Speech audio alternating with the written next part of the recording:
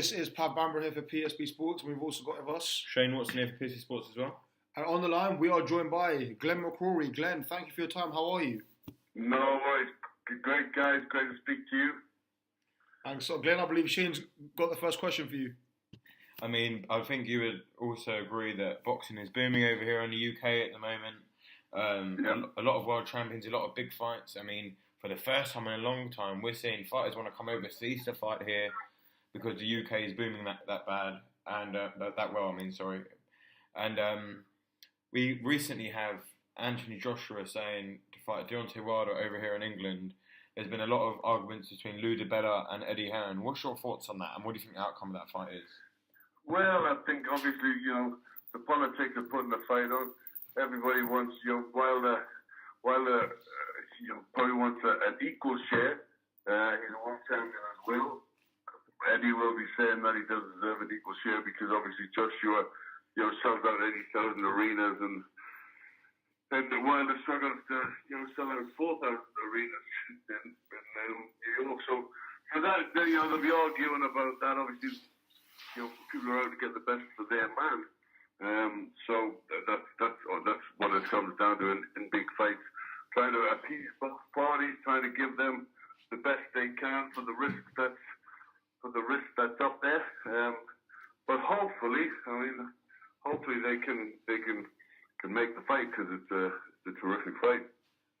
Yeah, and Glenn, as obviously, I know Joshua actually just beat Takam a few weeks ago, and obviously Takam was put in at quite short notice because obviously what happened to the injury with Pulev. But Glenn, what do you actually make of Joshua's performance against Carlos Takam, and also this whole notion about a potential fight with Deontay Wilder next year? First and foremost, I must say, it's difficult when the opponent pulls out. You train for one opponent, but the opponent that he got was a tough, solid opponent, but not a major test did anybody think for Joshua, and he laboured. He laboured with it. He tied in the middle rounds. Even though Takam was cut badly, he didn't impress. And I think the overall feeling of everybody that was there was it was certainly a laboured, under par performance from Anthony Joshua. And obviously, Glenn, as well, in terms of all the talk as well about the fight with Wilder next year. I mean, Wilder's saying he wants 50-50. I mean, do you think that's fair? And do you think what actually happen in the UK next year? Do I think it's fair that they split 50-50? Yeah. Do you think it's fair that Wilder's asking for 50-50? Well, it depends. It depends where the fight is. It's a fight in the UK. Then obviously, Wilder's come to the UK. He's given up his rights of being at home and his home support for the opportunity to make more money, which he would in the UK. So it's Wilder's a world champion. He's very exciting. Not all the money is generated from the fans. A lot of the money, probably the majority of the money, is generated for the TV. And the one thing about Wilder on TV is Wilder is exciting. Wilder, he comes, he looks for the knockout, he gets the knockout. He's Wilder, Wilder by name, Wilder by nature. Recently Tyson Fury's announced he's come back. The British Boxing Board of Control have given him the go-ahead to come back as well, supposedly. What's your thoughts on Tyson Fury coming back, and do you think he's the best of the bunch? Well, certainly, he's had the best result of the bunch, winning a Vladimir Klitschko that hadn't been beaten for 10, 11 years. So that was away in Germany, which was an outstanding performance, better than anything Wilder's done, better than anything Joshua's done. Tyson's been out for 2 years now, and I don't think it would be appropriate for Tyson to come straight back into a fight like Joshua or Wilder. Maybe Wilder and Joshua would want that, but I think Tyson needs a couple of fights in the next few months to get himself sharp, and all the while he can be losing weight to prepare for a sort of an autumn showdown with whoever's at the helm. Before that, though, hopefully we can get Wilder and Joshua to get together. Maybe they'll both fight on the same bill sometime early in the new year, and then get them, which would help build Wilder Wilder's name, and then get them out, sometime late spring to fight together. And Glenn as well, if those fights do happen with Wilder and Fury against Joshua, I mean, how do you see those going? Do you see a Joshua win, or do you see the titles changing? If I was anything to do Anthony Joshua, I'd want to give him another couple of learning fights. I think Wilder is more mature. He's lighter. He's faster. He explodes those punches in far quicker. That's going to present a fairly big problem for Anthony Joshua. We just need to speed up and get his shots off quicker. So at this present moment, Wilder, as they stand now, Wilder's the man to beat. Also, I mean, with an amazing division at the moment, we've got the World Boxing Super Series, which is now great. It can only mean great things for boxing, because it means you're going to see the best fights in the divisions, as long as obviously the best fighters sign up. And that's what we're getting, especially in the cruiserweight division. Okay, we are missing a few names from the super-middleweight division this time round, but we've got a great matchup that should be approaching February or early March next year, with Groves-Eubank Jr. against George Groves. What's your thoughts on that fight and the outcome of that fight as well? Well, I think, first of all, it's a terrific fight, isn't it, for British boxing? We've got some great domestic matchups in the offering. You're talking about Fury and Joshua, and then straight away we go to Groves-Eubank.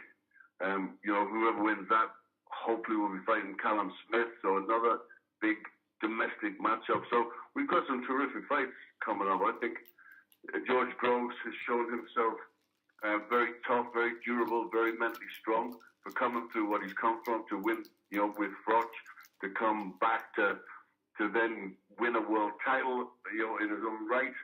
That took an amazing amount of mental toughness. That'll serve him very, very well. Nothing's going to really throw him when he fights Groves-Eubank Jr. Who stepped up. I'm not sure he's quite had the experience. He's very good. He's improving with every fight. He's very confident. But I think George Groves might just know a little bit too much from when they meet early in the new year.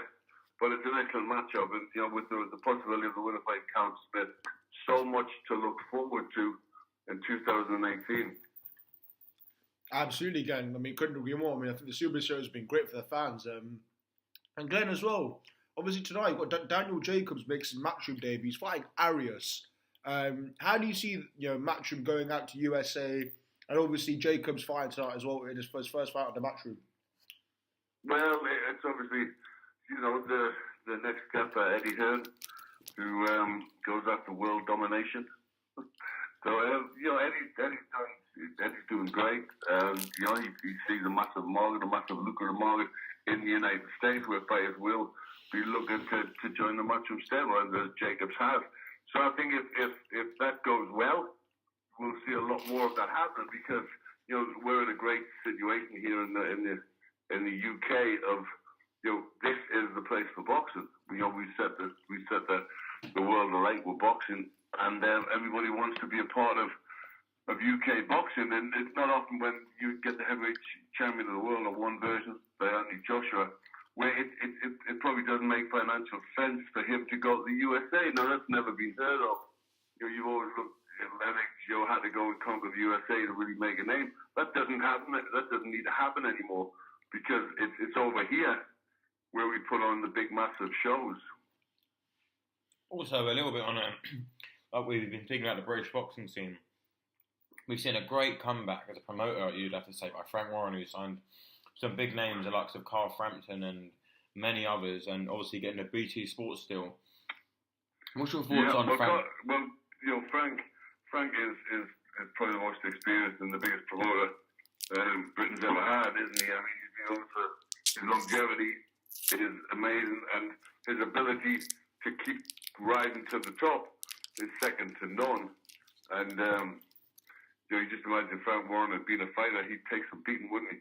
Because he keeps growing, he keeps pulling out the bag, he keeps getting better fighters, he keeps putting on big shows, of which one tonight, Newcastle, Liam Smith.